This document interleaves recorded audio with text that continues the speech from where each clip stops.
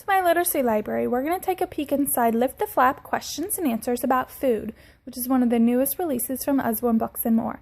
This book is going to take us through those WH questions and how. So we start with that table of contents, shows us what's there, and I love that this isn't just a plain old boring table, but it's got the different shapes and foods to make it interesting and visually appealing. And then we look at where does food go, where does it come from. Each flap asks a question on the outside, and then on the inside it gives you information to answer that question. After where, we move into how different foods are made, how to become a chef if you have an aspiring cook within your home. How do you use chopsticks? Some interesting questions there. Then we look at why. Why does cheese smell? Why are you going to become a vegetarian? Information about onions and why they make you cry, because we all know it happens, but this explains the science. The following page is yes or no. It asks some yes or no questions. Several of these are really giving you both sides to it, that there's not a definitive answer, but it depends on the situation, so that's kind of cute.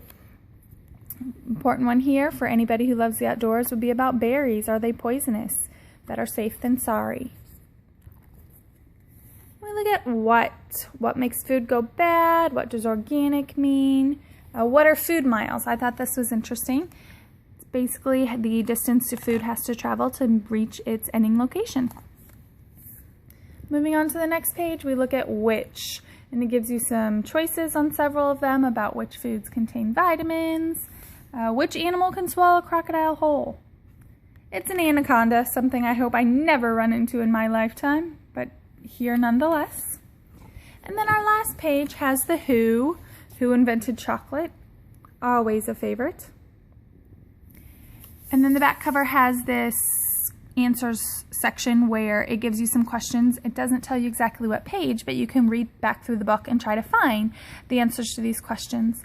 And at the bottom, it gives you quick links where you can go on, type in Q&A food, and learn more information about food. Happy reading!